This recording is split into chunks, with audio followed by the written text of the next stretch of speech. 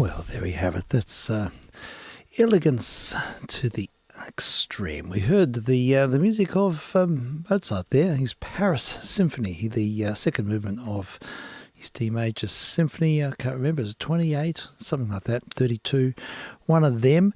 And it's a celebrated recording with Sir Thomas Beecham and the London Philharmonic Orchestra back in the 30s. And it's one from the VK3 APV collection, which we've been sort of mining lately. Beautiful performance. I'm vk3sl, and we are testing on 160 and on UHF, and also streaming online. So up and running for another program. In fact, this will be the only program for the weekend. I've got a busy weekend. I've got music camp. I'm sort of out and about. So not much time for missions, unfortunately. So there's the plan, but we will persevere nonetheless for the next little while and mine the archives and play a few historic entities. Let's see what else we have on the list. All manner of things here. I'm standing by in case Frank's with us. I haven't been in touch with Frank this week, but he knows we're on, so if he's around, he's more than welcome to join us, as is anybody. If you feel like being in touch, just let me know. My email address for the station is vk3sl@hotmail.com. But we work crossband duplex, so I can reveal input frequencies and all of that. People probably work it out anyhow. But we kick off with a 20s hit. And this instance we're going to hear Piccadilly Revels Band, and this is quite an interesting record featuring the Storita Brothers. I think it was recorded in 1927, and this is an upload by Norman Field. And what does it say here? Yes, he's using an early electric pickup, the Woodruff design, as adopted by the BBC in 1927. So this will be a fairly authentic experience, an early generation pickup, and with a steel needle in tow, I think. Anyhow, let's have a listen to Piccadilly Revels Band. This is a particularly hot recording. I think it sounds great, and it's English trying to be American, but you know how it goes. Should be interesting. I'm VK3SL.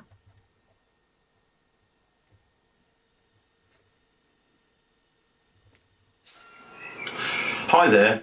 Oh, he's going to describe it for us. All right, we'll hear him describe what's going on. Spring-driven gramophone here, and I'm going to just show you quite briefly one or two of the early electrical pickups that started to come in the UK 1927, so that you could play records electrically. Here's an assemblage of early electrical add-on pickups that could be put with a spring-driven gramophone. And we've got a website that illustrates some of these close up. I'll put the link in the notes. Well, in September 1927, the Gramophone magazine, which was the chief magazine of such things in the UK, actually reviewed 3 of the electric pickups that had recently come on the market for attachment to spring-driven gramophones. And one of them was made by the famous company S.G. Brown that made telegraph instruments and relays, and we've actually got one of those. It's an add-on unit. Then they then mentioned the Phonovox. We've got one of those too, which was made by another famous company called Igranic, and that cost just under £2, which was quite a lot of money in those days. But the star of the show in many ways was one designed by a chap called J.B. Woodruff and patented by him in 1927.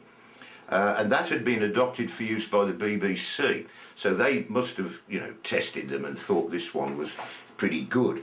And we have one of those too, and this is the one you're going to hear in a few minutes.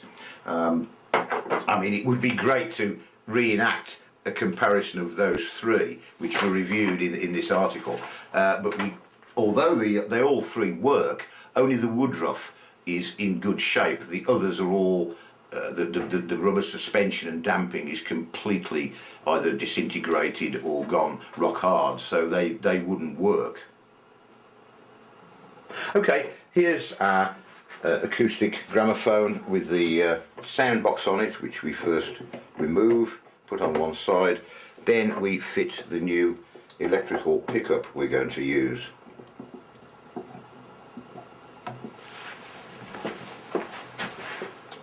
Let's have a closer look at the pickup. Here's the needle, which goes into an armature, which is here, and is pivoted here, and it's adjustable, the pivoting. There's no damping, it's a mechanical pivot. And that can be adjusted by means of this nut and this knurled screw to move it nearer or further away from the magnet coils, which are here. But of course, all mechanical systems have a resonant frequency, and a little armature, so we've just seen, would have a fairly high one, just several hundred hertz, right in the middle of what we're trying to listen to. So the armature must be damped, and we'll just look and see how the damping is done on this Woodruff pickup. Now we're looking at the other side of the pickup. As you see, there's the armature and the pivot, the adjustable pivot and the coils.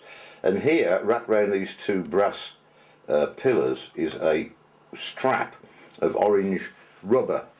And although you can't see it because it's behind these yellow wires, the top of the armature is actually screwed into the middle of this rubber strip.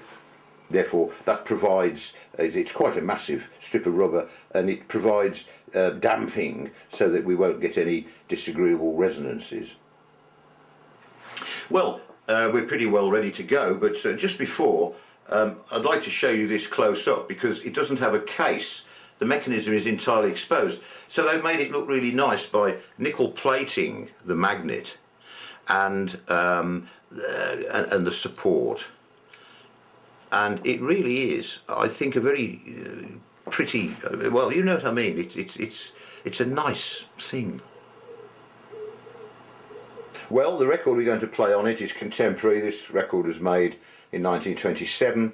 It's by the Piccadilly Revels Band that played at the Piccadilly Hotel in London. They've got a trumpet and a trombone added. They didn't have that when they played in the hotel. We've made sure it runs at 80 RPM. I'll just put a few turns on the strings.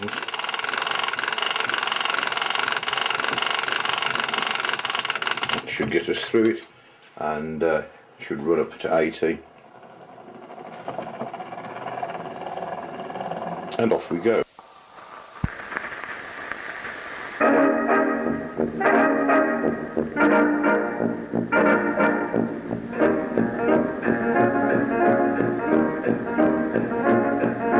Muddy water round my feet, muddy water in the street, just God's own shelter, right down there on the delta. Muddy water in my shoes, rocking to those low-down blues. They live in ease and comfort down there, I declare.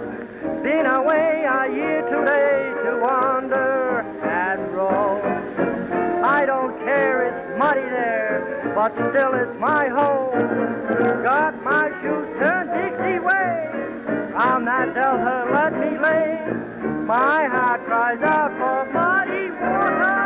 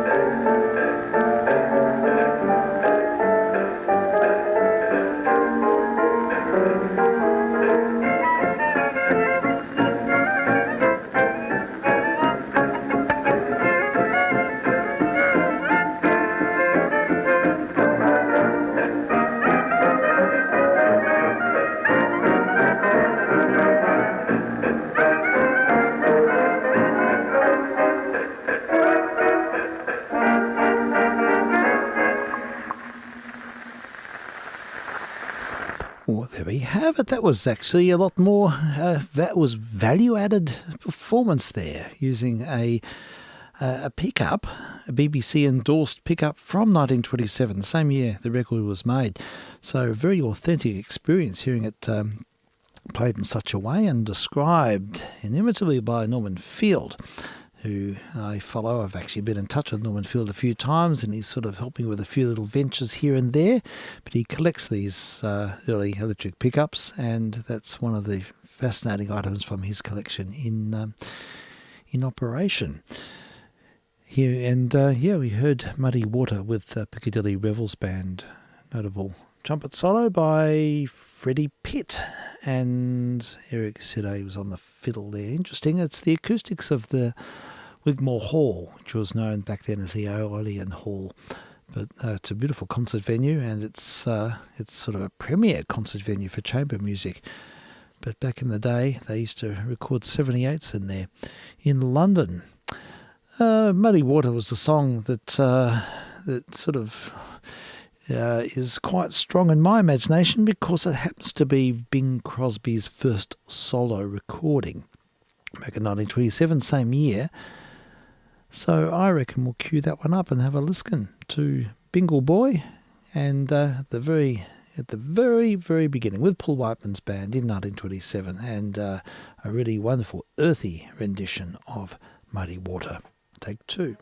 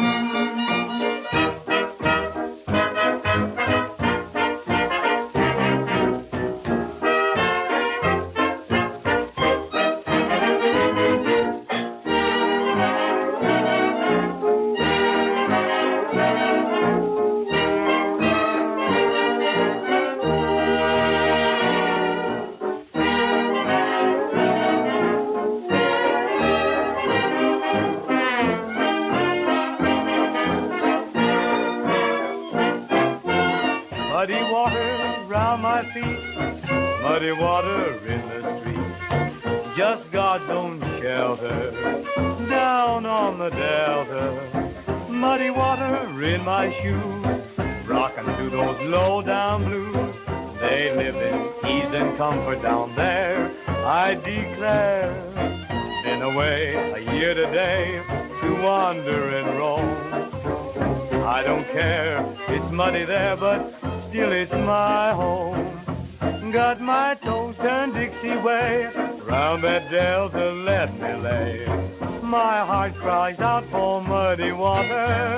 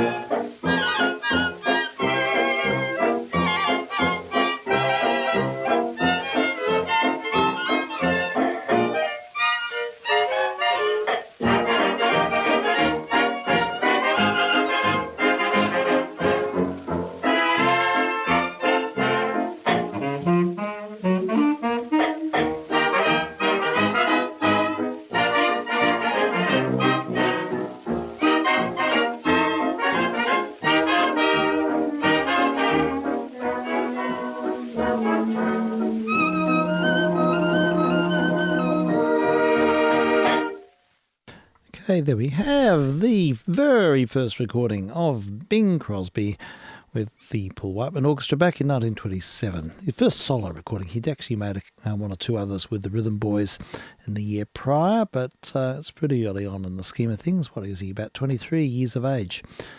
But yeah, I like that tune. It's a great tune. So 2 versions of that. Well, I have no sign of Frank at this stage, so we'll just persevere as we do. Just it's a meander. So nothing organised, nothing sort of too controlled. In fact, if anything... here we go. Are you there? I could hear something in the background. Hopefully it's all working. Well, while we wait and find out. Hello, you there? Yep, I can hear your voice. Yes, hello. You're with us. Yeah, it's okay. You're sorting things out. You're getting systems. You got feedies and all that. But you can sort it out. Take Under control. Yeah, that's okay. Just take your time. I'm coming from outer space. Yeah, it's really quite sort of atmospheric. We're getting the full luminosity experience. Yeah. Hello? Yeah, I can hear you. Hello. Yeah, it's getting better. Can you hear me, Steve? Yeah, I can hear you well. It's good. Really good. How about you? We're under control now. Look, Yeah. I don't want to interrupt. Why don't you finish what you're doing, Sure. and then we'll chat. Okay, easy. No worries at all. I've just done a lucky dip, and I pulled out a Tikiku 78, and it's all in Japanese. Yes. And so I'll just play it because I have no idea what this record's That about. sounds lovely. It could be interesting. It's a big guessing game with these records, these old Asian discs. They're fascinating. That was very interesting. That wind-up gramophone sounded amazing. Yeah. It's astonishing, isn't it? From 1927, an early pickup. I just relish in this sort of exploration of technology of that kind. I'd love to find one from that era, an electric pickup, but I think they're rare as hen's teeth. But yeah, all right. Well, we'll play our Japanese hit, and then we'll touch base there, Frank, perhaps. Sure. Okay, so here we go. I think we're ready to zip, and I cannot tell you anything about this record other than that it is probably about 80-something years old.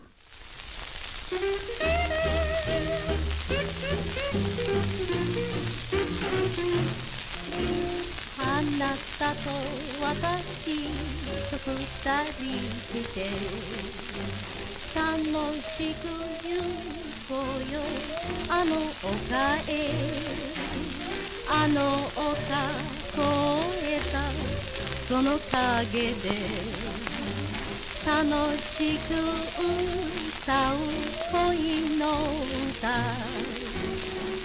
チュチュチュチュチュチュチュチュ小鳥も蝶々も楽しくささやくチュチュチュチュチュチュチュチュ嬉しい春よ我が春よチュチュチュチュチュチュチュチュ小鳥も蝶々も楽しくささやくチュチュチュチュチュチュチュチュ嬉しい春よ我が春よ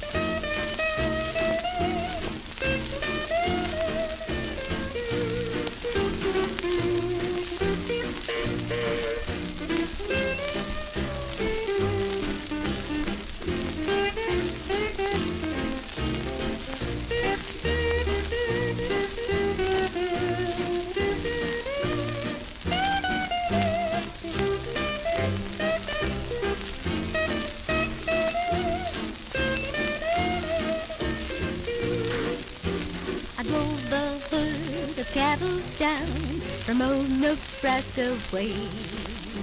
That's how I come to be in the state of Iowa.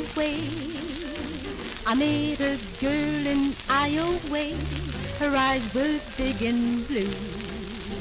I asked her what her name was. She said Sioux City Sue.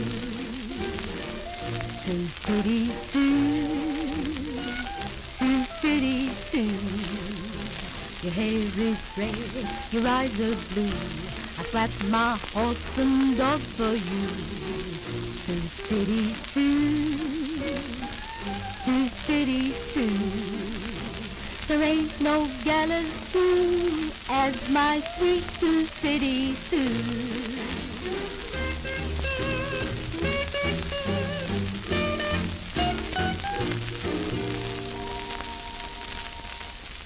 About that. Definitely post-war and a strong American influence, American song, and Japanese singer in English at the end. So interesting. I don't know.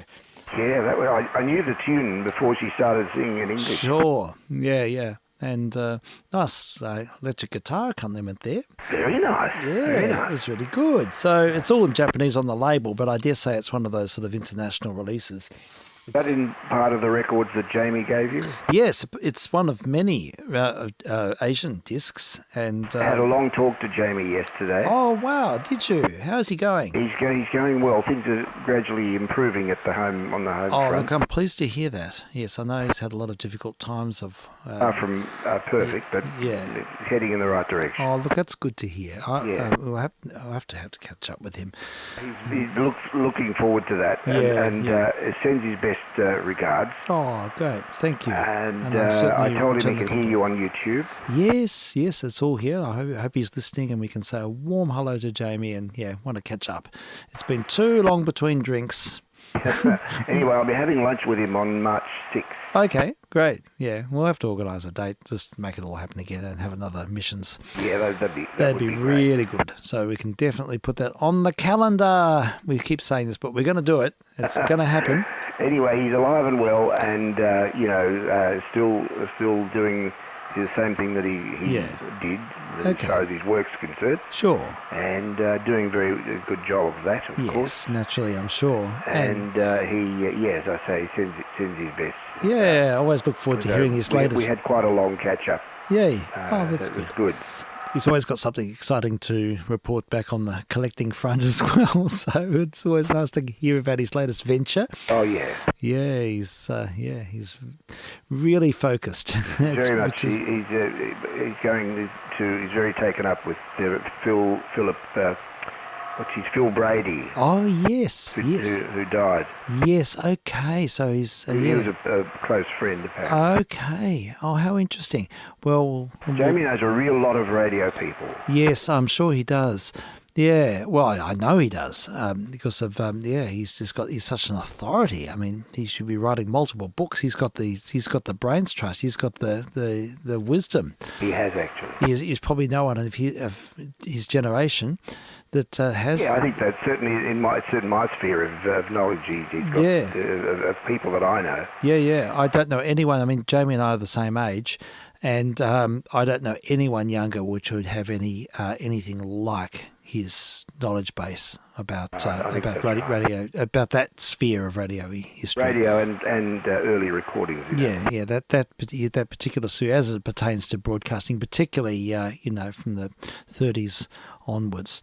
From the 30s, yes. Yeah. Certainly not much before that, perhaps. Yeah, well, I mean, and there's a strong interest there too, but yes, definitely. It's amazing. Look forward to catching up with Jamie. Hiya, Jamie, if you happen to be listening. Absolutely, a warm hello and a hug over the air. That's right. We'll play the other side of that Japanese record, hey? Please. Let's find out what the other side's about. It draws you in, that, doesn't it? It does. I find it quite compelling. It's probably occupied Japan. It's sort of got that post-war vibe, strong influence of American culture. But Japanese, it's fascinating. The way they interpreted the music from America at that time. Yeah, there's a certain it integrates on a very unusual and fascinating way. But yeah. Sort of quaint, but quaint sells it short, really. Yes, I know exactly what you mean. Endearing. It is endearing. I find it transportive. I think it's just fascinating. Well, we'll hear the other side. It's a rather rough old record, but it's an interesting one. And yes, we'll let the music tell the story.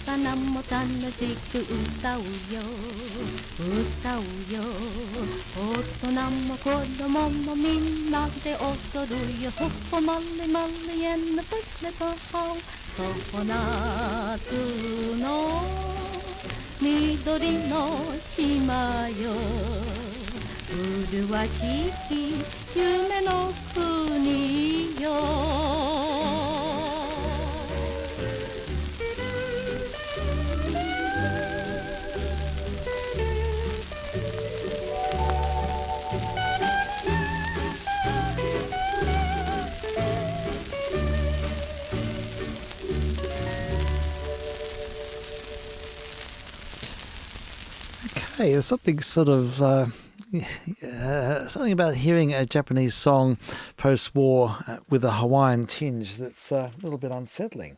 I know. It is what it is. Fascinating.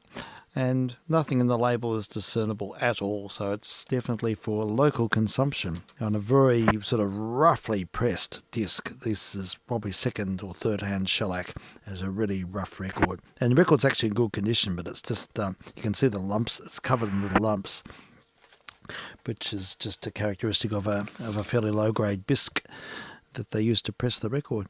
But yeah, fascinating stuff. Love the guitar playing, and I like the ambience. And as you say, that sort of, there's something sort of quaint. Yeah, I know what you mean, but quaint sounds sort of condescending. Quaint, but it's beyond quaint. Really. Yeah, it is. It's special in its own way, and very much of its time. And I feel transported to an imagined place. I mean, yeah, I've never been to Japan, but it would. I imagine there would have been a lot of cross-pollination of Western and Eastern cultures in that rebuilding phase. There is. My younger sons went there and loved it. Okay. Yeah. I've always thought it'd be a very interesting place to visit. Yes, I'm sure it would. Yeah. Okay. Now, did you? This is VK3. Contact Death with VK3 vk3sl 160 metres to 2 metres crossband duplex, and also being broadcast on 70 centimetres. Indeed, that's the case. Now, last Sunday, I should apologise. I do apologise. I went to see, at a last-minute decision, went to see A Complete Unknown. Oh, what did you think? I enjoyed it. You did? You liked it? Yeah, I did. I did love it. I was interested in the way Dylan was portrayed. I think it was pretty realistic. And certainly didn't endear himself to anyone, did he? No, he didn't. I sensed the way he was portrayed in the film. I really sensed his vulnerabilities and his social awkwardness. Yeah, it was an awkwardness.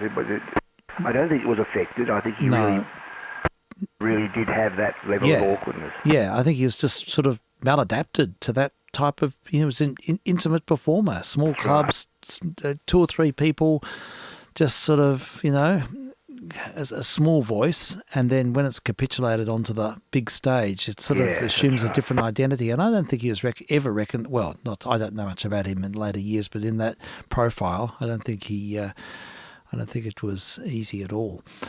I think that's right. Yeah. The character that I really did enjoy and I've always liked a lot, it was Pete Seeger. Oh, I thought he was wonderful in the film, and it's prompted me to listen. In fact, I've come away listening to more Pete Seeger than anything else. Exactly. After that film, I really, likewise. I just feel Pete Seeger's just such an honest. I don't know. There's something so authentic about him and the way that's how he was. Yeah, and I went and listened to. I'd like to play this actually. I'll find the right moment to play it. But there is a 2-hour Australian concert with Pete Seeger that's been put up on YouTube, really? And it's marvelous. I've listened to it while walking to work, and it's just marvelous. He's amazing. He even plays Jisoo Joyman's Desiring on the banjo. And sings the harmony, and that's lovely. He's a very good chorale. musician. Yeah, absolutely. Yeah, and of course he was the backbone of the Weavers as well. Yes, indeed he was. That's so true. And I mean that's another story. Well, we've had a few. I was introduced to the Weavers by Mr. Stew, of course, and because I love the Weavers. Yeah, and you love the Weavers, and you both of you sort of. Really brought that to the fore, especially during lockdown when we had a number of Weavers programs. That's right. We listened to quite a few of their albums during lockdown. And I used to work with Jackie Weaver. Does that count? Aha. Hello there. Close, but no cigar. I think Hi. How are you then? Yeah, very well. Yeah.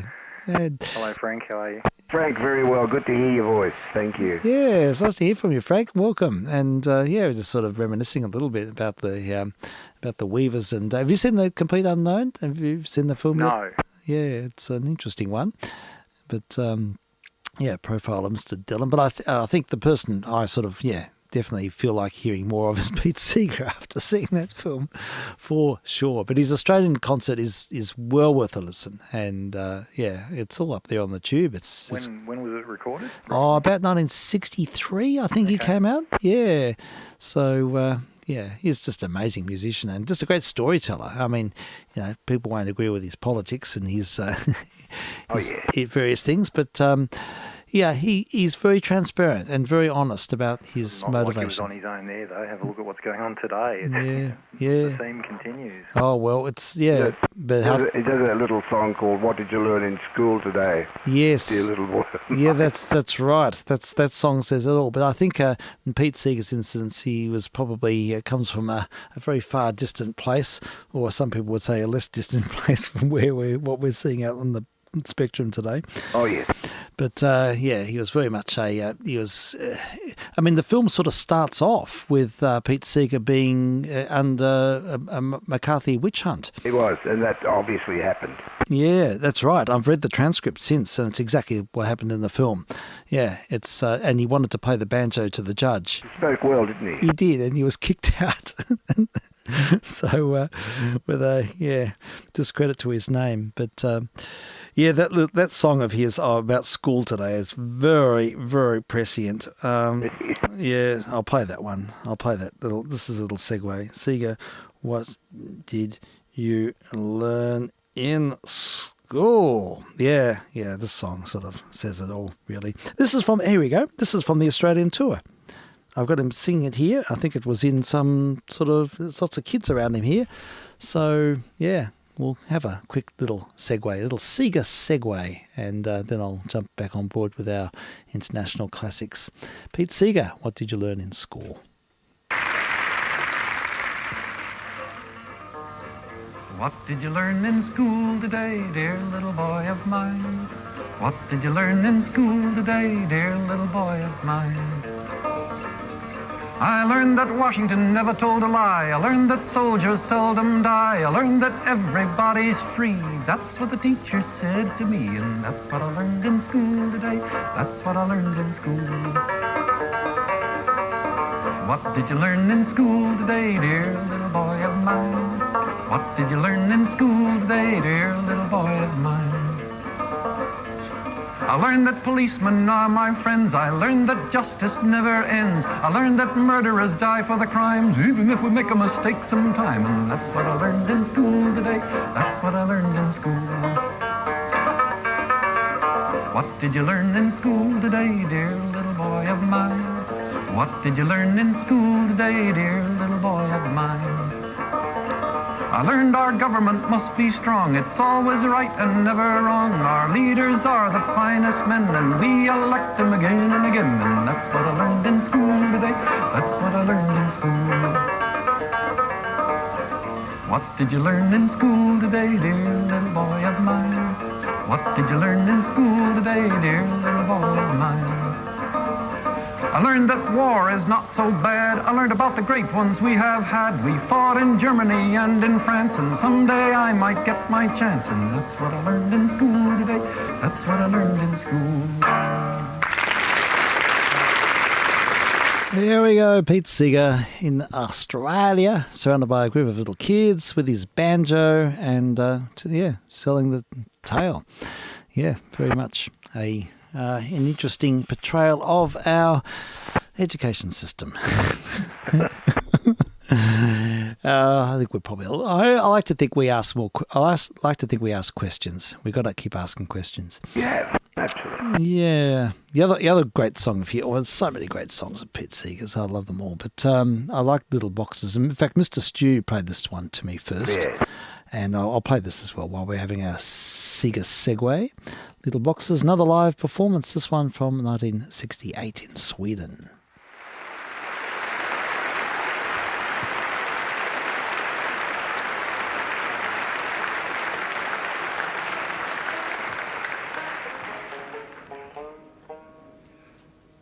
Because every one of us faces the same problem in the whole world. At the same time, we're getting mixed up together. We also face the machine. Little boxes on the hillside, little boxes made of ticky-tacky, little boxes, little boxes, little boxes all the same. There's a green one and a pink one and a blue one and a yellow one, and they're all made out of ticky-tacky and they all look just the same. And the people in the houses all went to the university where they all were put in boxes and they all came out the same. And there's doctors and there's lawyers and business executives, and they're all made out of ticky-tacky and they all look just the same. And they all play on the golf course and drink their martini dry, and all have pretty children, and the children go to school, and the children go to summer camp, and then to the university where they all got put in boxes and they all come out the same. and the boys go into business and marry and raise a family in boxes, little boxes, all the same. There's a green one and a pink one and a blue one and a yellow one, and they're all made out of ticky-tacky and they all look just the same. Pete Seeger live in '68. Yes, there we go. Another statement. Which, and by the way, I'm casting from a box in full of 78s. Like this, there's probably other little boxes like this out there with mad people deluding themselves. But anyhow, that's it. Pete Seeger, will sort of feature him more comprehensively, play some Weavers and hear some of the Australians tour stuff from '64. It's well worth a listen. Excellent. Yeah, but that was my big takeaway from that Dylan film. I mean, Dylan was fascinating. I got a little bit sort of sick of it in a way after a while, but no, not sick of it, but I thought Joan Baez was very good. Yeah, in terms of the actress. Yes, I thought so too. She sounded a lot like Joan. Yeah, absolutely. And Seeger and Baez were the strong people. They came away as the sort of the resident points from that film. Yeah, well, that's the same for me. Yeah. Joan Baez was just amazing, just absolutely amazing. Yeah, I can't remember the girl. There's a wonderful thing my daughter sent to me with the actress who played Joan Baez and the real Joan Baez together performing or sort of embracing. Boy, in the face of that's interesting. I didn't know that. Yeah, after the film, after the fact. So anyhow, it's well worth a geese. She's still singing, Joan. Yes, apparently so. Yeah, I just watched something of her the other night with Olivia, and last year she was still giving concerts, still sounding great. Yep. In her 84th year. So yeah, amazing. She's just going strong, strength to strength.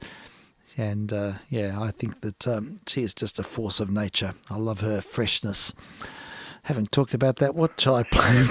She's one of those timeless artists, isn't she? Yeah, She's been around for a long, long time. Yeah, so true, Frank. Absolutely. And even with the metal thing, one of the metal bands that I'm into, sort of early British New Wave, covered one of her songs. Did they? Yeah. Did they really? What song was it? Diamonds and Rust. Oh. Judas Priest did do a cover of it. It's on one of their albums. They do it live, and it's kind of a mainstay. I think they play it fairly regularly. Really? Yeah, just because I guess it spoke to them about, Yeah. And so you'd think most kind of unlikely, but yeah, it just shows the reach of the artist. Yeah, isn't that fascinating? I'd be interested to hear that. I've just written it down. Judas Priest, the name of the band. I'll play the original, and then we'll see if I can find the other version there, Frank. I think that sounds great. As I like to follow on. So let me see if I can find the original of Diamonds and Rust. So we'll hear that first with Joan Baez, and of course a very personal sort of. She wrote Diamonds and Rust. Yeah, she did, and it's about Dylan. It's about Dylan, of course. I hear Olivia singing it regularly. She's crossed it is a very nice song. Yeah. She Liv loves it, and it's heard regularly in this household. So, in fact, after the film, I think within an hour of seeing the film, I watched it with Olivia, the film, and not long after I was hearing Diamonds and Rust being sort of exemplified. I went to see her. Did you? Really? At Lane Park in Brisbane. Oh my gosh. Hey, that's great. 1973. Oh my goodness. Wow. Fabulous. Yeah, she was terrific. Yeah, I bet she was. Were you wearing flares? Of course. That was compulsory. That's marvellous, Frank. I thought as much. Yeah, good for you. Oh, that is so good. It's lovely to hear of that, personal connection. There were people taking tops off cans, Yeah. And she got spooked by the sound. She thought she didn't know what it was. Okay, really? She said, "What is going on?" Yeah. She was really scared. Really, by all of the sound. I've just got to take a phone call. Okay, you do that. I'll play Diamonds and Rust and then I'm going to cue up Judas Priest doing the same song. So we'll do a bit of a segue. Here we go, back to the 70s.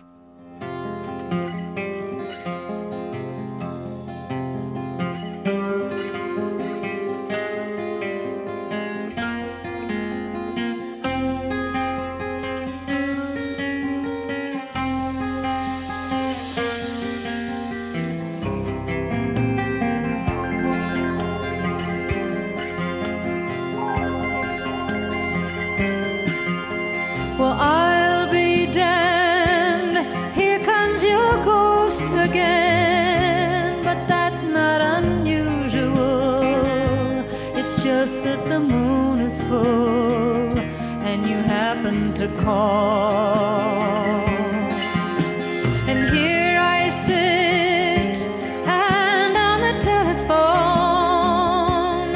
hearing a voice I'd known a couple of light years ago, heading straight for a fall.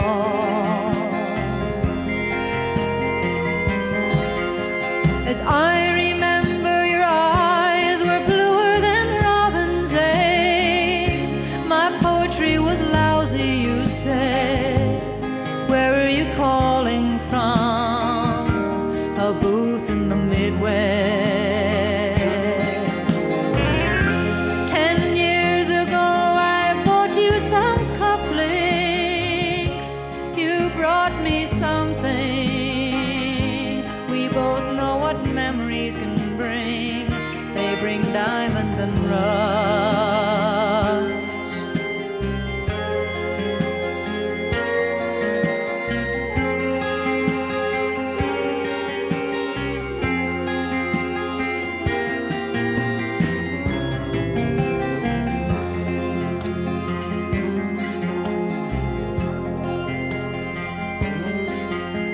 Well, you burst on the scene, already a legend, the unwashed phenomenon, the original vagabond.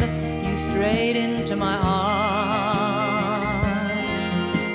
and there you stayed, temporarily lost at sea. The Madonna was yours for free. Yes, the girl on the half shell could keep you unharmed.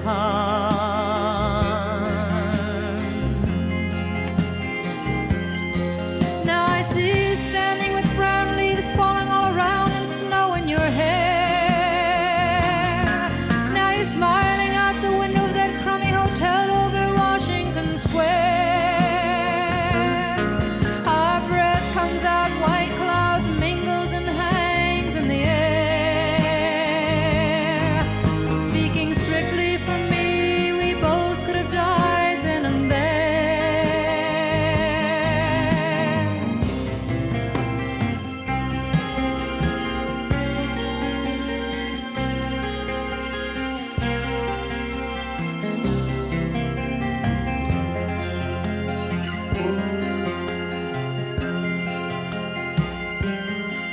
Now you're telling me you're not nostalgic. Then give me another word for it. You were so good with words and at keeping things vague. 'Cause I need some of that vagueness now. It's all come back too clearly. Yes, I loved you dearly. And if you're offering me diamonds and rust, I've already paid.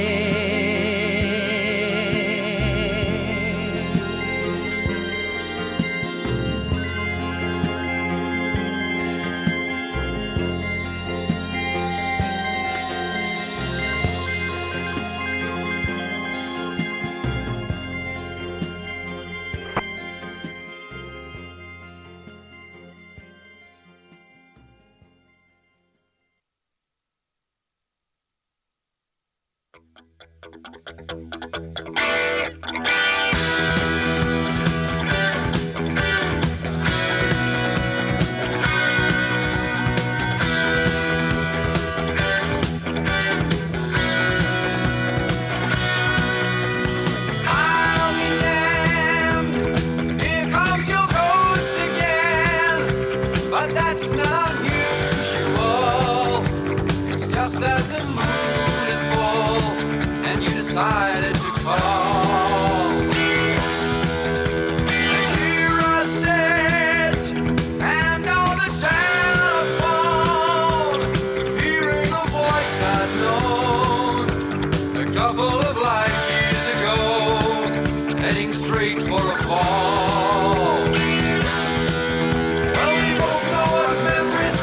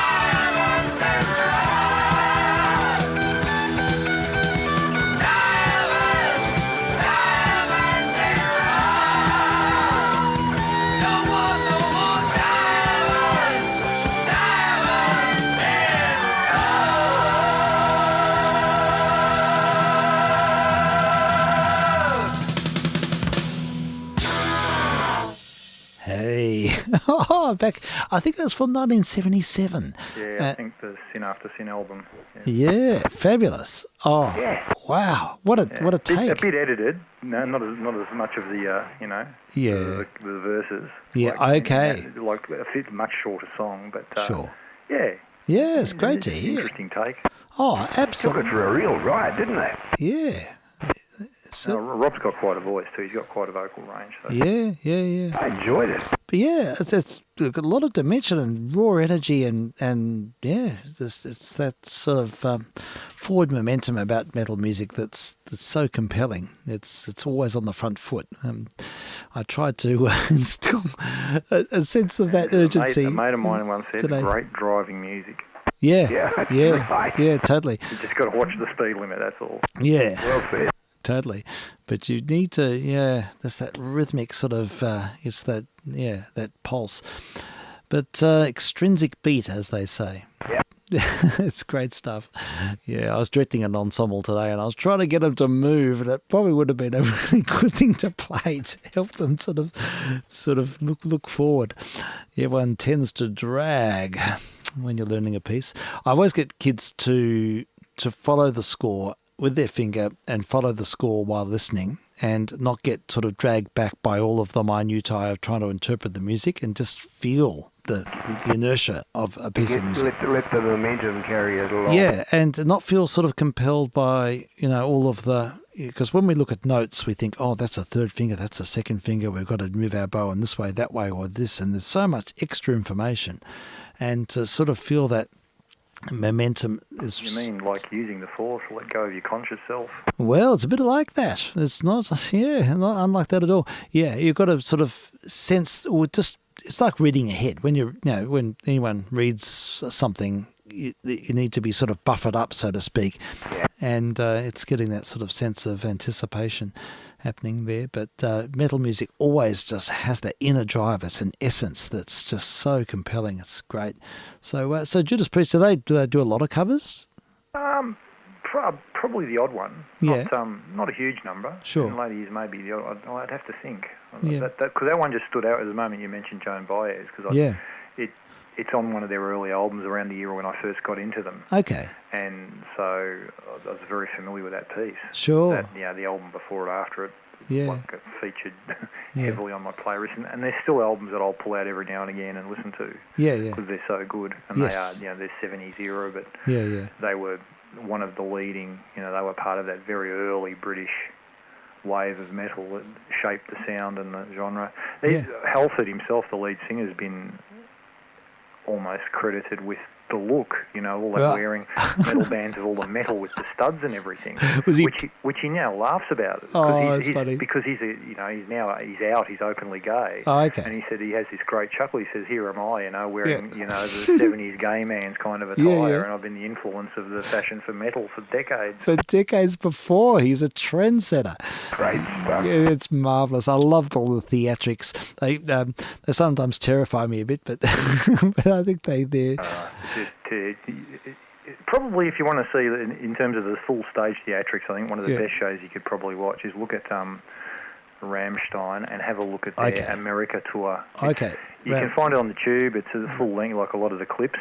And just the staging and the theatrics and the lighting and the animatronics and pyrotechnics is just nuts. Fabulous. Rammstein. I remember you played some of them earlier on. Rammstein Aus America. And they spell America with a K instead of a C. Oh, do they really? Okay. Like Apocalyptica. Yeah. I remember when I first started showing students Apocalyptica, because I used to be, as you know, in a heavy metal cello group. And we used to watch a lot of Apocalyptica stuff and some of their videos, and they looked really terrifying with their cut-off gloves and all of the smoke and haze. They're doing stuff today. They're releasing stuff. Oh, that's good. That's good. I should check in with them, see what they're doing. But it really connected well with the community I was working with, and. But I have to say, inwardly, I was terrified. They looked really scary. And then I read that it was complete theatrics. They sort of went home to their families and were completely normal. That's very much it. I think that's what probably a lot of punters don't realise, is that when you see outfits like this on the stage, it's a stage persona. Yes, absolutely. And it's a performance as much as music aside. Yeah. they get to, particularly the big bands, Yeah. that stadium arena Yes. kind of. Yes. It's very much a curated performance. Yeah, I gather that. That's a really good point. I think it's something it's harder for me to reconcile because the music that I traditionally listen to is so conservative. Case in point, look at Kiss. Yeah. So I used to the be scared circus of has come Kiss to as a kid. town. Really, that's Right. Yeah. It is. That's right. Exactly. You've got to profile it that way. I totally get it. I really do. I'm just used to seeing really conservative performers in their bow ties and their tails sitting on stage, just sort of, being very. no, Yeah. that's what I love about it. Yeah, And I've yeah, been involved totally. in both production of both. Yeah, it would have. I've sat on stage with the MSO in amongst the Yes. the cellos. Yeah, in fact, yeah, once, yeah. because Okay. they wanted that angle on the conductor. Yes. So I had to dress in the tux like that. I'd sit there I was with them. clowning around. I was asking, what tuning are we using? Is it standard 440? I need to tune this thing up. And they're Yes. laughing. Yeah, I bet they did. You idiot. Yeah, that's fun though. That's good. Yeah. Okay. Well, there we go. I mean, that really, it helps understand the whole, physicality of it, the theatricality of it. It's visceral in the extreme. It's wonderful. Yay. Oh, well, thanks for that, Frank. Thanks for those. And have you been sort of doing a few industry things of late? I was offered a pile of work, which I'm not back. Okay. Because of the dates with our railway lines got huge Okay. disruptions at the moment. It would have made my Ah. trip in and out just horrendous. Yes. So I went sort of through the end of March. It's not good for me. Okay. But I've got a gig after that. They've just booked me for Okay. one and bits and Okay. pieces, and I'm sure stuff will pop up. Yeah, totally. So which is fine. Yeah. Then you've got the ski season. Yeah. I've sort of already That's a- booked a lot of that and Yeah. doing some of that stuff. And Okay. in fact, just in the midst of reorganising the Radio Shack here at the moment, Okay. finding all these wonderful things that I knew I had, I just couldn't find. Okay. Hidden behind the rack? I bet you have a rack you can walk behind. Yeah, I can wheel it away from the wall a bit and get to behind, but it's a bit tight. Yeah, I can understand.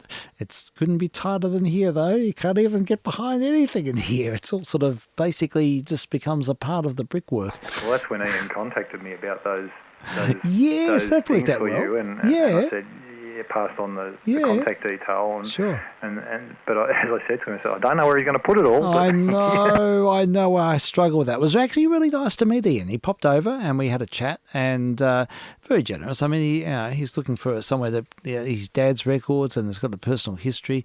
And I made a shelf clear, but I had to get them out of the house before the other members of the family got home. So we did a quick usher the records into the shack experience. But I put up new shelves, but they're already full. But never mind, that's what happens. But it was good. It was really nice to have those, and we've done a few programs on them now. And I've been in touch with him, and he came over, and we had a good talk. So yeah, very good. Yeah, he's great. So there we go. Yeah, all good. All right. Well, I have to say, so we haven't caught up for a bit. I did a walk up at Bulla.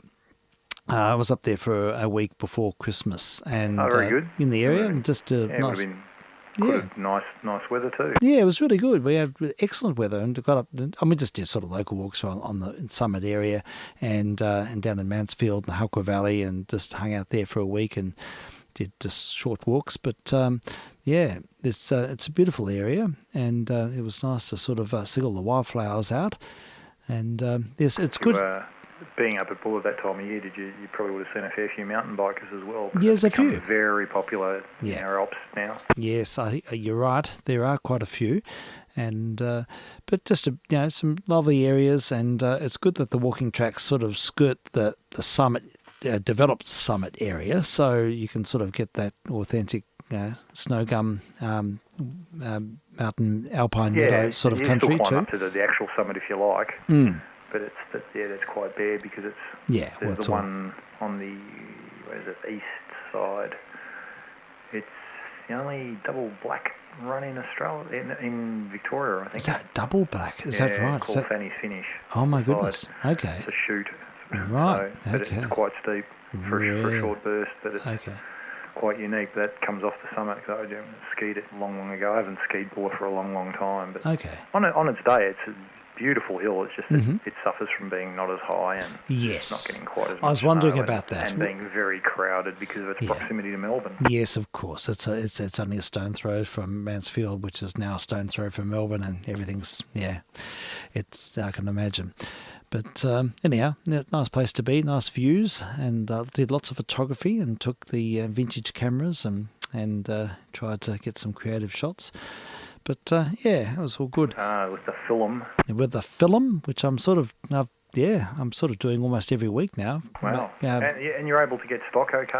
There's a sort of a resurgence. There's a real interest in film, and so you can get it from van bars and places like that, and I buy it in bulk or buy it from overseas, and you can get it for about $8 a roll now, which is not too bad. A roll of 36? Yeah, a 120 film is mostly what I use. Oh, okay. Yeah, so you only get 16 on a 6 by 4.5. Really mostly only shot 35 mil. So I've still got the cameras. Okay, good one. Yeah, look, it's fun. There's something about the delayed gratification of doing it and the variability. I've still got an enormous amount to learn. I think it forces you to compose carefully and to think about just exposure and what you're setting up. Yes. Because you can't just fire off lots. No, exactly. Yes, you have to be a little bit,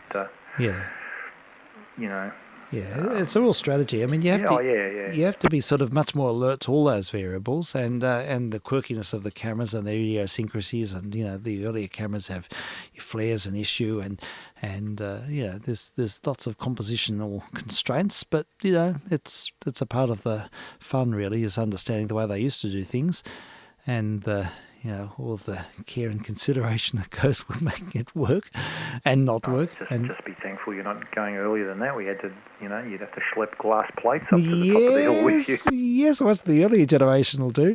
That'll be the next thing. I'm sort of, there's retro, interest. But anyhow, it's all good fun. And so I actually do enjoy it. I enjoy the sort of the slow pace, all of that.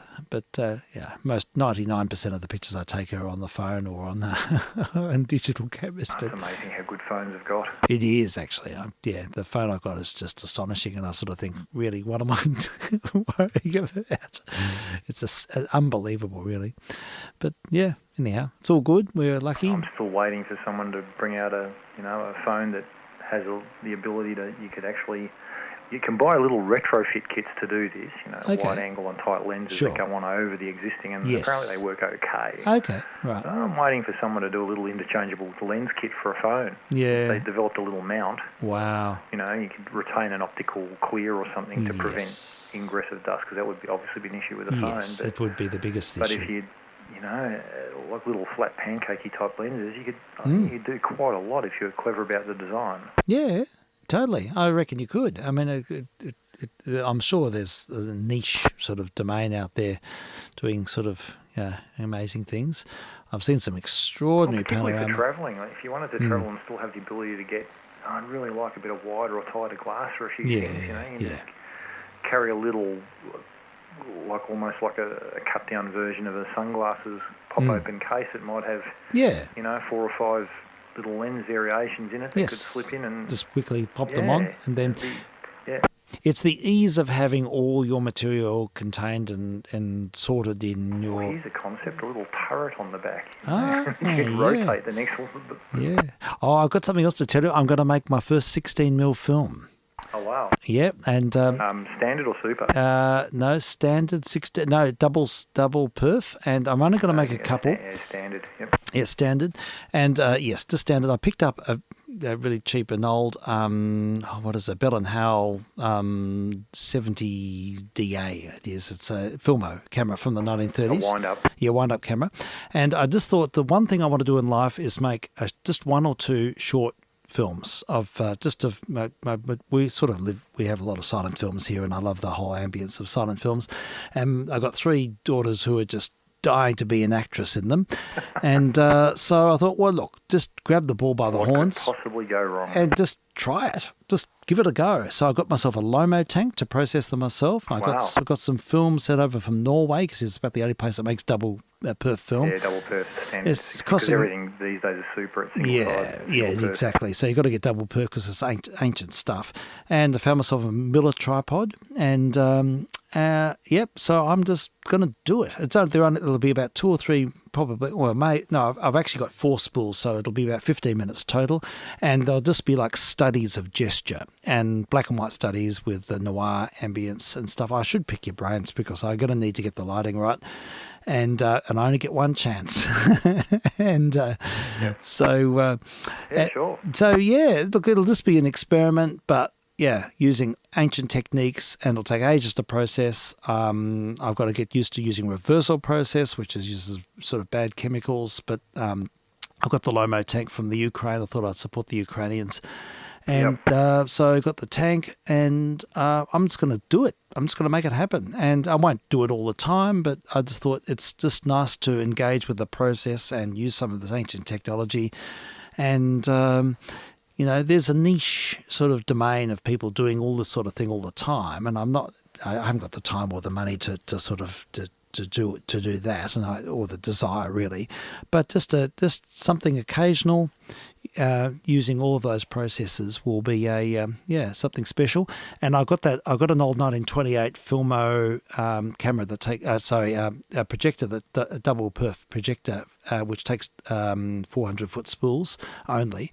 It's a small projector, but it's a beautiful. It's a work 410 minutes. Yeah, it's a work of art. It's the most beautiful projector, and it works really well. And they're very stable. Double perf is so stable, and I'll play them back on that. And it'll be just sort of, it's more about the process than the end result, but it'll be something to do.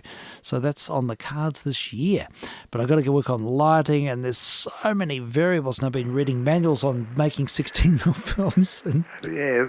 First thing, in terms of, because obviously you want to be fairly economical in your shooting because of the amount of stock. Well, that's whatever right. you want to do. 2.5 minutes per 100 foot. So what you really need to start off with is work out your story or whatever it is you want to tell. Sure. Work out a storyboard from that. Yes. And then from that develop a shot list. Yes, shot list, so that right, I need to shoot this, and this, so you're not wasting time. Exactly, yeah. And then that'll already give you an idea of what you'll need and to a degree how to light it. Yeah, that's a good point. It'd be good to find some sort of emulation, because I'd like to rehearse the whole thing, do exactly what you've just said, and then maybe use a phone or something else. For lighting, just use your phone. Shoot video on your phone, and you can play with the lighting concepts. I mean, then it's just a matter of getting the exposure right for the medium. But in terms of the look of it, the balance between a key, backfill light, whatever you're doing, or depending on how if you're looking to do, weird angles of casting shadows or not. Yeah, it's got three. You can do all those tests with a phone or a simple video camera. Yeah, that's good. Yes, indeed, you can, because it's got 3 turret lenses, so I can switch between a wide angle, a standard, and then a close up. And I thought I should use them all. First trick: never mount your wide angle next to your telephoto on your turret. Oh, okay, right. Because you'll end up seeing the end of the telephoto in the wide. Oh, I get it. Yeah, I think it's a really good point, because there's provision for 4 lenses, and one of them's blank, and I reckon it's for that purpose. Yeah, it could well be. Yeah, because the turret mount was used on all the early video TV cameras as well. Ah, right. Thing. It does look like that. Yeah. So because you just didn't have zoom lenses back then, so you literally rotate the turret to the next. Yes. And with television, that could be done between shots. Yeah. Whereas, of course, film, well, you could do it between shots. You're certainly not going to do it whilst you're rolling. Yeah, fair enough. No, I've got to pick your brains, and I want to be meticulous about it, because I'm not going to spend money or more. This film is outrageously expensive, and I just want to do it, as I said, it's just a niche, and just to learn about the process, really, and just have something, an artifact that you can pop into being reversal film, of course, that you can just chuck it in on the projector and give it a go. But funny enough, I found... Well, that's what, when I first started at the place, that's what they used to shoot news on. Right. 16mm reversal. Oh, really? Yeah. Wow. Super 16 reversal. Gosh, they must have used a lot of potassium dichromate to Well, process. but because where the studios were in Rip and Lee, Cinevex Laboratories was in the same street. Oh, down right. a bit closer to Glen Huntley Road. Okay. So I remember being out on news cruise, and you would drive back into the street, you'd pull into Cinevex, drop them on the counter with the the appropriate paperwork. Yes. And literally an hour later, they would deliver, an hour, a bit over an hour. They would deliver the completed reversal to the front desk. Oh, isn't that be up marvelous? to news, and the editors would be, yeah, putting it up on the Steenbecks and putting it all together for the bulletin. That's marvelous. Oh, I love it. I love stories like that. That is incredible. Yeah. Well, it's amazing. All right. Well, watch this space, folks, because this is a story. It's unfolding as we speak. I've got everything I need now, except the chemicals. I've just now got to work out the process and the most efficient way to do it, and not make mistakes. Because if I make a mistake, it's going to cost me a lot. Yeah. But So how much film have you got? 400. I've got about 400 foot total. I've got 4 100 foot reels. Okay, and that's what the camera will hold, 100? Yeah, holds 100 only. So 2.5 minutes. 2.5 minutes per pop, and one wind only does 30 seconds. So I'm sort of. It's a basic camera. So straight away there's a design thing that no shot can exceed 30 seconds, and it's probably best to keep it a bit under that. Yes, definitely. So I've got to really look at the whole. So everything's going to be limited by the technology. And that's a part of the whole sort of excitement about it is knowing the limitations of the technology and working around that, of course.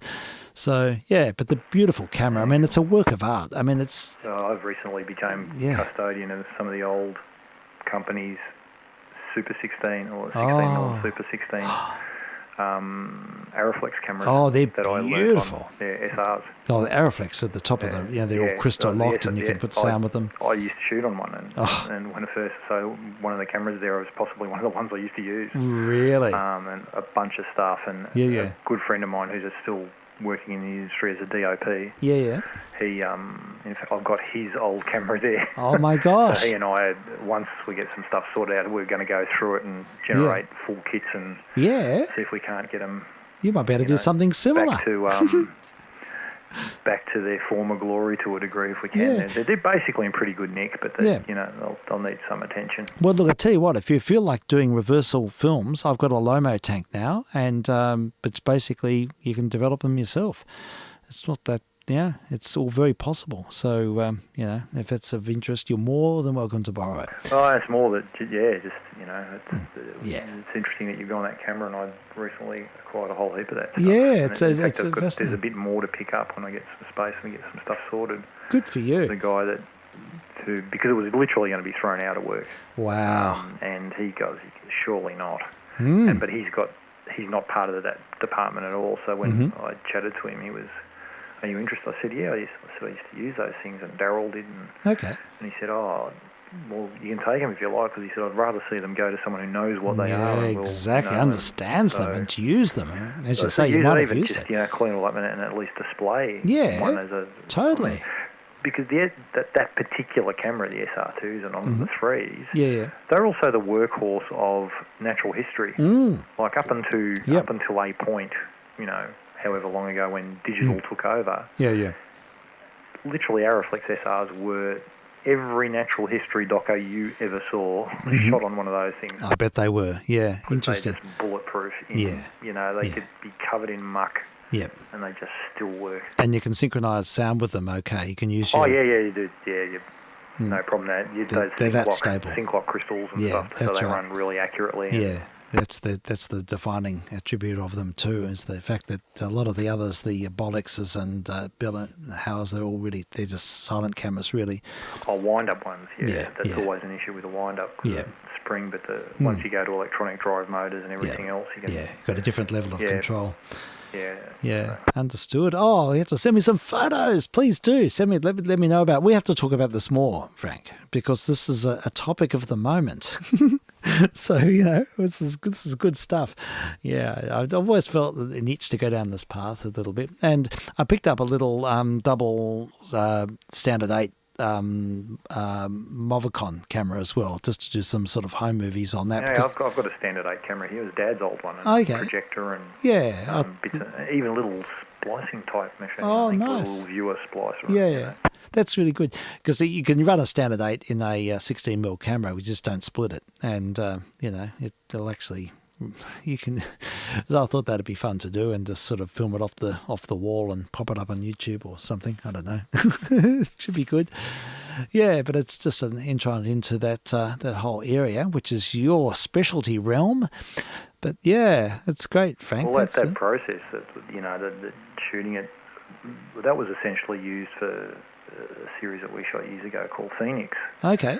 Which we did a couple of series. The first series was loosely based on the Russell Street bombing. Oh, really? And okay. ensuing investigation by the Major Crime Squad. Yeah.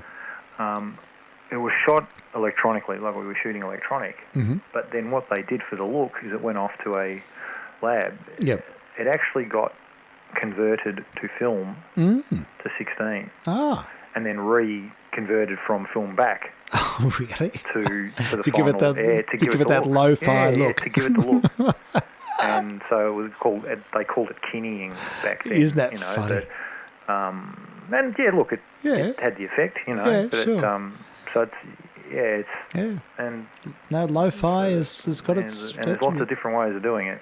Yeah, I'm sure there are. I'm sure you could do the entire thing digitally now. You can make it just look authentic. For that, all the feature film stuff. That, if they shoot on 35 or 70, which is fairly rare these days. Most of it's electronic.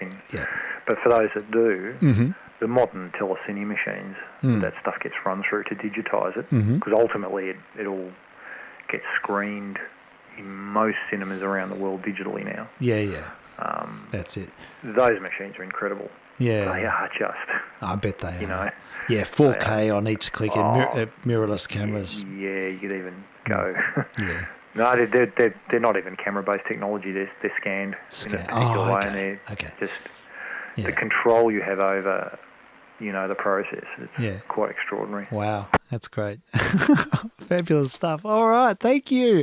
It's been good. All right, I've got to wind up fairly soon. I've just got to make an announcement to say that this is VK3SL in conversation with VK3OP and VK3JR, who's listening on the side. And I'm just going to grab a drink. Yeah, sure. And this will be the only missions for the weekend because I've got music camp. I've got to go away tomorrow and won't be any missions until next week. So and I'm not going to stay up late tonight. So that's the situation. So yeah, it's, just a slight program today, but good to catch up with Mr. OP and Mr. JR and play a few records. Just indulge in the nostalgia. So you still there, Frank Jr.? Yes, I'm here. Yeah, I've got a mellow disc in my hand, and it says West African Rhythm Brothers. It's from the 50s. So I reckon it's worth a play. Sounds good. But just to confirm, no late night tonight? No, not tonight. I think I just need to have an early one tonight. I'm sure you're very wise. Yeah, I think I need to sort of charge the batteries a little bit and just be ready for a big weekend. And then another big week, and then, the following week seems like a long way away. Yeah, but, sure. We'll be there. Somehow, someplace the following weekend, we'll continue our usual thing. Can I just mention one birthday you might like to acknowledge? Please, tell me. Nina Simone today. Nina Simone! Oh, my gosh. Well, we'll have to finish with the Nina Simone track. Thank you for that.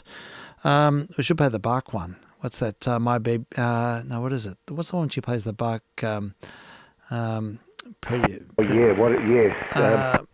Love Me or Leave Me, isn't it? Yeah, I think you're right. She has lovely counterpoint thing. Yeah. I'm going to dial that up. I'll find it. I'll find it on the playlist, and we'll play that as a finishing point today in celebration of Nina Simone. That's special. That's great. Yay. It's a shame to let it by. Oh, look, we've got to acknowledge she's just such an extraordinary artist. We hear a lot of her. The girls play her music a lot. They love Nina Simone. Apparently she made 40 albums. That's astonishing. This is astonishing. It's absolutely astonishing. I mean, incredible. 40 albums.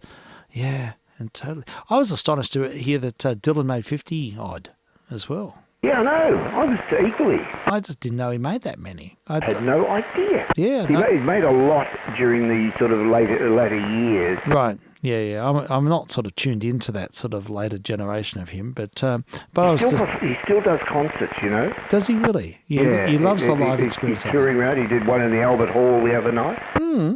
Okay. I went to one when he came to Australia. It must have been, 8 or 9 years ago. Oh, okay. It was very disappointing. Oh, was it really? He sort of half spoke his songs more than... Oh, really? He did very little singing as such. Oh, that's a pity. Was he a bit burnt out, perhaps? I don't know. I felt that he was, yeah. Yeah, perhaps he's reached the end of his tether, but... well, he's still yeah. stretching it. We'll have a talk about Dylan with Olivia one night. I'll bring her in, and we'll sort of see if we can... Olivia and I'm probably history for tomorrow night. Yeah. Okay. Yeah. Well, I won't be around tomorrow night anyhow. So. Oh, sorry, you just said that. Yeah. So I won't be around. Sunday's a bit of a question mark because I may be going over to Patrick's house. Yeah, but I won't be around all weekend. I'm not back until Monday. Oh, fair enough. Well, yeah. Okay. Well, this is it. Then we'll. Yeah, I'm out for a few days. So so out of the picture. Sorry to say, but we'll follow on there. But Livia and I are planning a 3-week walk in the middle of the year.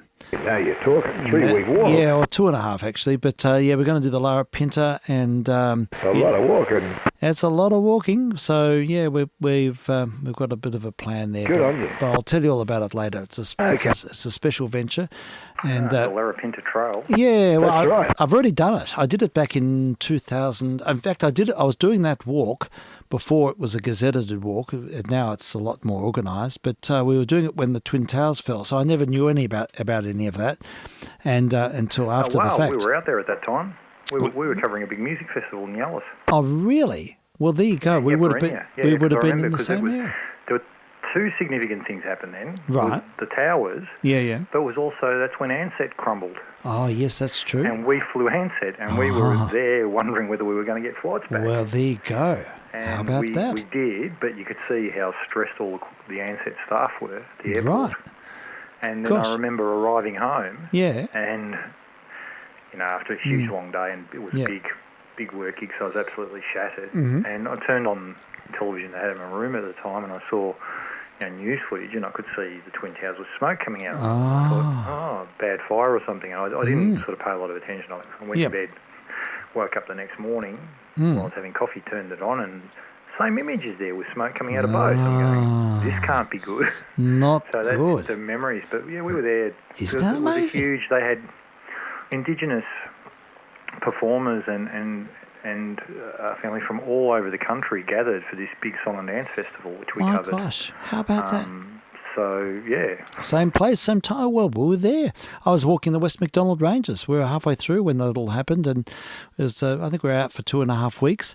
And didn't notice at one point a little blue helicopter flying over. Well, we were rescued. This is another tangent to that story, because there was a bushfire. That's what I was alluding to. Yeah, and we were snapped out because I let the rangers know. There's no one else doing the walk at that time. It wasn't even defined. I just used compass bearings, and it was still in the planning stage. And Kate and I had just done about over 2 years of wilderness walking. We took 2.5 years off and did stack of walks, and it was sort of a early 30s crisis, and we just didn't want to be in the mainstream for a bit. And it cost nothing to do long walks, and. So that was the last of them, and we were into the walk a bit, and then I did let the ranger know. I gave him a plan and said where we sort of planned to be, and lo and behold, we saw a lot of smoke. We thought, there's a fire around, and then a helicopter came in and plucked us out and took us back to a sort of a holding area for a couple of days, and they fought the fire. The fire was fierce.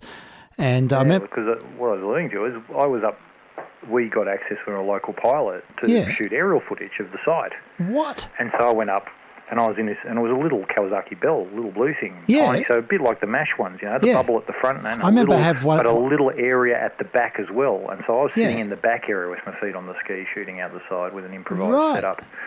And we're in the midst of doing this, and then all of a sudden the pilot, Ken, turned to me, he said, do you mind, I've just got to go do some fire spotting for a minute for a while, because there's big fires developed and they just need some info. And, yeah, sure. So I locked down the work camera. I pulled out my 35mm SLR because I was carrying that with me and was shooting some footage from the air. So you probably did see me fly over. I probably did. Isn't that extraordinary? That is totally amazing. Because I remember when they pulled us out by the helicopter, I had one buttock hanging out of the helicopter because it was so tight. They had us squished up next to the pilot. Was the pilot's name Ken? Can't remember. All I remember is my drink bottle popped out and then popped out into the fire as we flew over it, and from above. But but we were squished in, and it was just Kate and I and the pilot, and they pulled us out. Then they dropped us back in by 4-wheel drive, more or less to the same spot about 3 days later.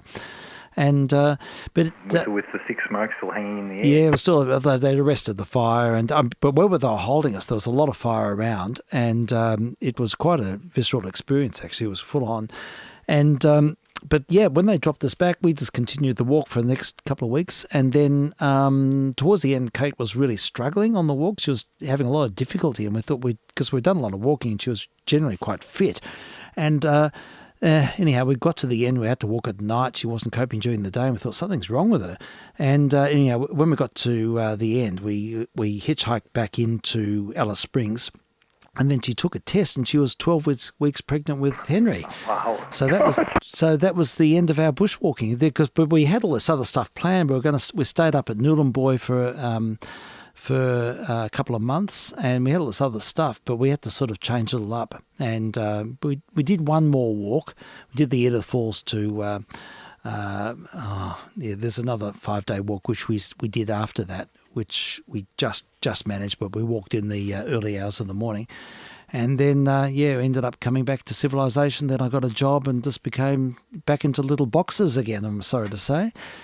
But and unpacked all this crap that I'm sitting amongst now, which had been all in storage and forgotten about.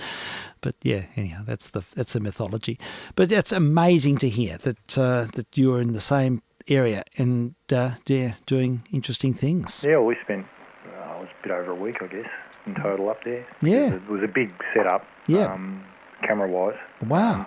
And we had a day off at the end. Okay. And I was one of the designated drivers, so I had a troopie set up as a troopie, so mine, but set up as the 11-seater, so with the 4 bench seats down each side in the back. Okay. And so the guys, I said, look, on the final day, rather than if we get everything sorted, who's interested? And there ended up probably 6 or 7 of us. We drove out to Simpsons Gap and just did a bit of a trip around to see a few of the sites out of town. Oh, there's some beautiful, gorgeous. Had the vehicle and the capability of doing it, why not? Yeah, totally. I mean, it's a beautiful, beautiful area.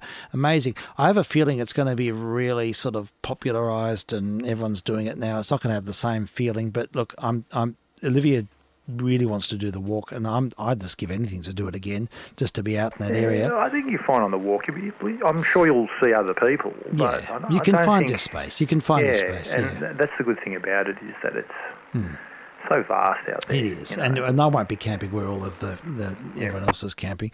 So but at least this time, I remember last time I had to carry up to 14 litres of water. That's your issue, isn't it? If you've got a long trek, it's potable water is your issue. It's a huge issue. It's a massive thing. But now they've got tanks and stuff placed at various points, and it's all highly organised. But that's okay. It'll be fine. It'll be an experience. Are you going to arrange food drops? Or? I've got to drive in. I'm going to hire a car and just drive up and just plant one somewhere. Oh, okay. Yeah. Last time, I can't remember what we did. I think I hitchhiked in and planted a food drop somewhere. Hitchhiking was so legitimised back then. It's just you sort of don't do it now. No, you wouldn't. You just don't do it anymore, especially in that area. So where are you looking? So what's the total distance? About 300 k's, I think, or something like that. A bit under. Over 3 weeks? Yeah, about 2.5. Yeah, and so I think 17 nights or something like that. But I got a break in the middle of the year, and we just thought, yep, we'll do it. And she's keen, and we've done a lot of walks together anyhow, and we get on well, and we know how to give each other space. So it'll be I need a lot of sort of solitary experience at this stage of my life, so it'll be nice to have that sort of broad horizon, Yeah, and plus while you're there, then take a few days and just go out to Uluru and that's what we're hoping to do is hire a car and see if we can zip out to Uluru and have a look. I've never seen it before, so. Oh, you haven't? No, never. Oh, it's pretty stunning. Yeah, I'd love to see something about it. Yeah. You know, it's that and doing the gorge walk through Kachatucha, the Olgas. It's trick with that is you do the walk out there because you get suckered in. You park in the car park there and then go off for the walk. Yeah. Oh, I've got a bit of cell coverage here. Yep. Don't leave your phone on. Oh. Switch it off. Okay. Because the moment you drop down into the gorges, there's no coverage, and your phone just burns the battery trying to make contact. And you come out and you turn, and you've got nothing left on your phone. Thank you for that. You come back out, and you can turn the phone on, and then you'll have coverage again. But inside, in the gorge and stuff, when you're going through, it's just forget it. Fair enough. That's good advice. I'm looking forward to having very minimal phone use during that time. I'm hoping to sort of, it's a bit of withdrawal experience, I think, for both of us, actually. Oh, yeah, but more when you have coverage, you know, in case of emergency. Oh, look, absolutely. Always, But to be honest, I'll be using my phone as a camera for much of the time as well, because I've got to go for the fairly minimum with weight. But, that's most interesting to hear about your experience there. And, I'll have a story to tell at the end of the day from when we go up in late June. Oh, yeah, it's just surprising when you mentioned the timing. I went, we were up there then. Yeah, incredible. It's such a seminal moment, isn't it? I mean, it's a moment where everyone remembers where they were. I've still got the T-shirt for the gig. Right. Oh, that's brilliant. Yeah. Anyhow. All right. Well, look, I'll flip on a mellow disc and then I'll cue up a recording of Nina Simone, and then that's going to have to be the it for today and it for the week. So it's so good to catch up with you, Frank. It's good to catch up with you and Frank. Yeah. It certainly is. Yeah, so welcome anytime. We're always here to sort of meanders on. Got to make. I've tuned across occasionally, just had little listens. But, sure. No, you're obviously busy and totally. But it's always good to have you. So anyhow, I'll play this West African Rhythm Brothers mellow disc from the 50s, and then while doing so, I'll cue up Nina Simone. But thank you so much, Frank, and I'll be back briefly after this record just to check in on it. But it could be interesting if I get the right fader in.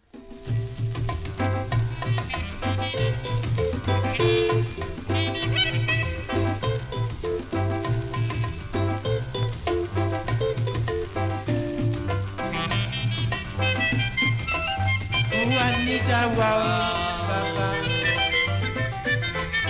Juanita, wow, baba. Eledumare,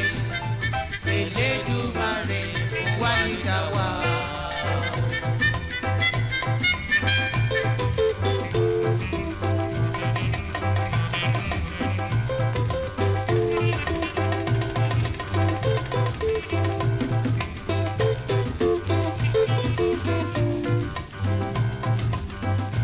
Jọ̀wọ́ fún Juanita wa o bàbá.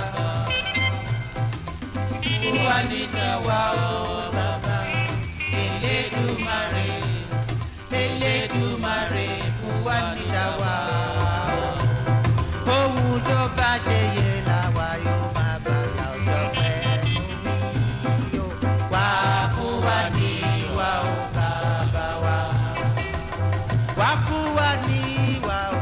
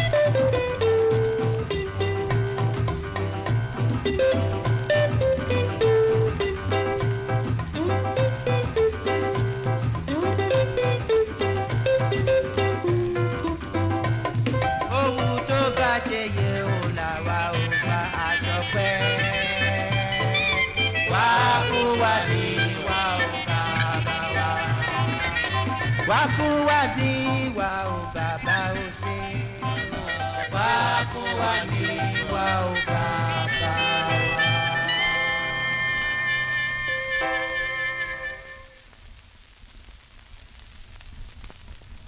Okay, I really found that interesting. That's a West African 78 from the 50s, a mellow disc. You can kind of hear the, if not the origins, but certainly the similarities to reggae in it too. Yeah, absolutely. So true.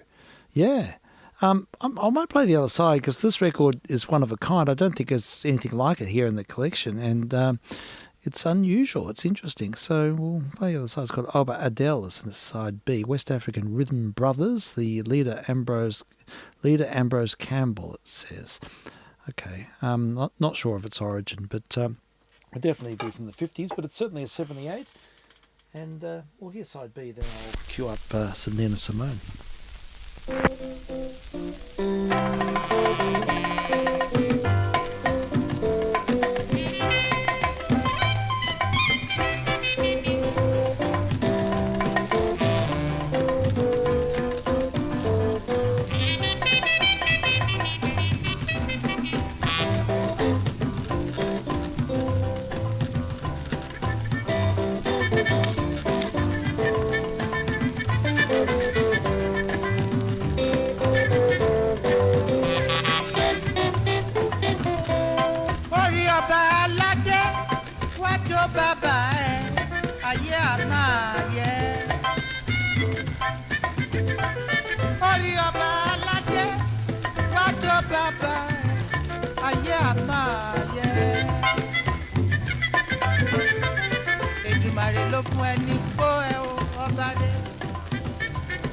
aláwùrọ̀ ló fún ẹ nípò ẹ àtẹ̀lé kábíyèsí lẹ̀ máa gbàgbé èèyàn ẹ.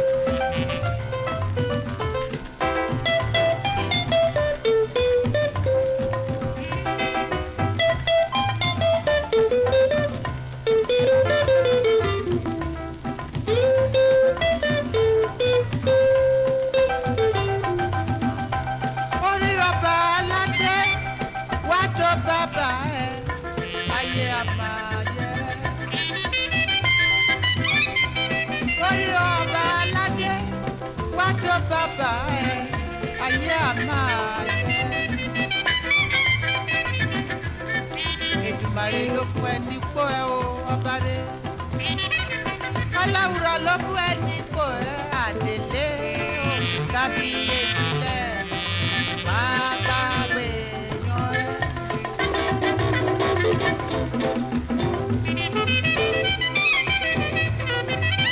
ọba ọlọ́ládé àtẹ̀lé ọba wa àtẹ̀lé ọba wa ọba ọlọ́ládé àtẹ̀lé ọba wa àdèníjì àtẹ̀lé ọba wa àdè pẹ̀lú orí o ìbàdàn pẹ̀lẹ́ ẹ̀sẹ̀ àdèníjì àtẹ̀lé ọba wa àdèníjì àtẹ̀lé ọba ọlọ́ládé àtẹ̀lé ọba wa ọlọ́ládé àtẹ̀lé ọba wa àdèníjì àtẹ̀lé ọba wa àdè pẹ̀lú orí ìbàdàn pẹ̀lẹ́ ẹ̀sẹ̀ adé nídìí o àtẹlé ọba wa dákun àtẹlé o ọba wa dákun àtẹlé ọba wa dákun àtẹlé. Okay, there we have it. That's a West African Rhythm Brothers there on a mellow disc. So that would have been other good stuff for you to play to your students to get them moving. Yeah. Quite absolutely. That African rhythmic stuff always is, so good. Get up and move. Yeah, it's so true. It's so seamless. It's just got this natural gravitas about it. It's marvelous. Yeah, I'd love to learn more about what that group involves. I really enjoy that stuff. Yeah, it's just tremendous. A very good program on Sunday afternoons on PBS from 3 till 5, and they play a lot of that. Do they really? Okay, yeah. Great. From various parts of Africa, actually. There's many varieties of music throughout Africa. Okay, great. I say many. There are about, I don't know, half a dozen main sort of streams, you know. Mm-hmm. Yeah. And individual artists, of course, have their own style. Yeah. It's a lot going on there. Yeah, I can appreciate that. I mean, that record we just played sounds incredibly modern, doesn't it? It sort of. When was it dated? Well, from the 50s. Wow. Yeah, it's old. I mean. Which country recorded? I don't know. Just tell us anything else. Just it says Mellow Disc, West African Rhythm Brothers. Yeah, it's West African. Yeah, but no other information. Maybe in Nigeria or somewhere like that. Possibly. There's no other information actually. There's nothing. It just tells us the artists, and but made in England it says. So yeah, obviously for international release, but an interesting record. Yeah, really enjoyed that. Well, folks, I'm going to have to wind, sadly, as much as I could chat to you fellas all day. No, that's fine. It's been really good Have to... a good music camp. Yeah, well, yeah, it'll be what it is. It's intense. That's all I can tell you. It's intense. Okay. Yeah, just lots. I mean, look, young people... it's going to be a warm weekend at least. Yeah. So not worried about rain. No, that's it. And we're up in Warburton, so it'll be a little bit... a little cooler, a few degrees, a bit higher, a few degrees cooler. I wish I had some free time, then I could just go for a bit of a walk, but that's not the case. Yeah. Nevertheless... I meant to tell you. Yeah. I had lunch with Peter on Sunday. Oh, yeah? Yeah. Holly got into the con. Yeah.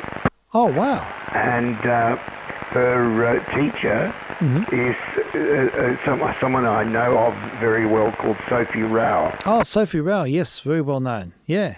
Okay. Wow. That's great. That's fantastic. So she's at the con. That's really cool. Beatrice is at the con this year, so they may see each other, both. I hope so. First years. Yeah.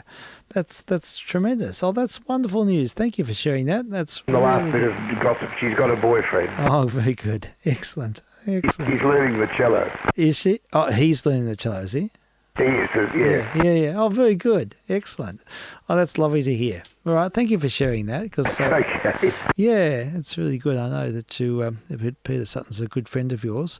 Oh, yeah. Yeah, and we hear about Holly, and Holly, of course, is violinist in the Australian Youth Orchestra, as is Henry, who's been just come back from their trip to to Brisbane. Yes. Full of stories, and you didn't go to Brisbane. Okay, sure, yeah, it's they're very the old Bris Vegas. Yeah, great to catch up with her again. We gave her a hug. Yeah, nice to hear. All right, that's good. Thank you for that. All right then, thank you, listeners. I appreciate your indulgence as we sort of meander here and there and everywhere with our musical miscellanies, or whatever they say, and subject matter, all of that. But it's a delight for me to be able to catch up and enjoy this space. Here we go. Nina Simone, Love Me or Leave Me, with a Bach fugue and C, I think it is. Morning. Yeah, good to catch up. Indeed. Talk next week, Steve. Yes, indeed we will. Goodbye to the listener. Indeed. Have a good week, listener. Absolutely. So thank you, JR. Thank you, OP. And yes, we do say morning. Let's have a listen to JR saying morning. Okay. And that's Wind with Nina Simone. Love Me or Leave Me, from the Ed Sullivan Show back in 1960 Mumble, and in celebration of her birthday today. Listen for the bark.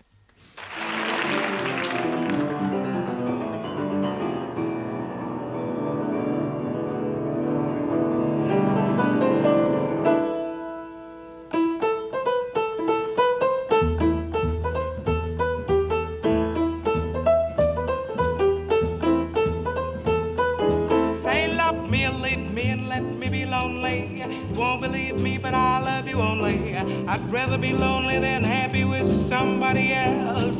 You might find the nighttime the right time for kissing. Nighttime is my time for just reminiscing, regretting instead of forgetting with somebody else. There'll be no one unless that someone is you. I intend to be independently blue. I want your love and I don't want to borrow. Have it today to give back tomorrow. Your love is my love. There's no love for nobody else.